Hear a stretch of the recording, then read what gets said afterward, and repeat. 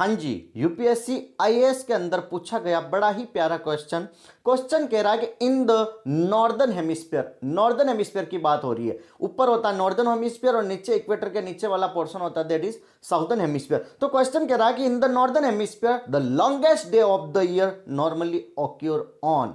कह रहा है कि नॉर्दर्न हेमिस्फीयर उत्तरी गोलार्ध के अंदर वर्ष का सबसे बड़ा दिन कब होगा। तो यहां पर बात हो रही that is about the solstice, winter solstice, summer solstice. तो कह रहा है कि नॉर्दर्न हेमिस्फीयर के अंदर सबसे बड़ा दिन साल के अंदर कब होगा। ऑप्शन ए कह रहा first half of the month of June, जून का पहला हाफ मतलब शुरू के 15 दिन जून के।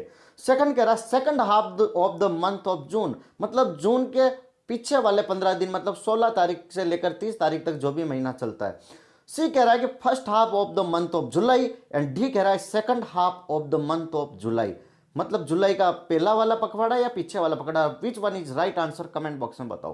तो यहां पर सबसे बड़ा दिन कब होगा that is in northern hemisphere. तो इसका जो राइट आंसर होगा option B that is the second half of month of June. जून के सेकंड हाफ में होता है। और ये जो समर सोलिस्टिस बोलते हैं इसको क्या बोलते हैं, समर सोलिस्टिस, इसको बोलते हैं ग्रीष्म संक्रांति। सोलिस्टिस को हिंदी में बोलते हैं Sankranti.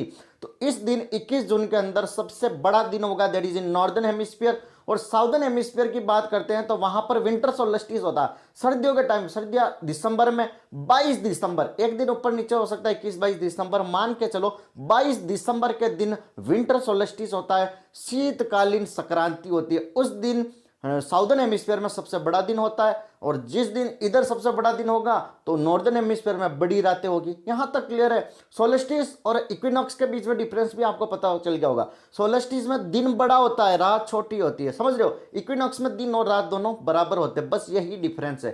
Thank you so much. Channel पर नए हो तो लाइक से सब्सक्राइब जरूर करें।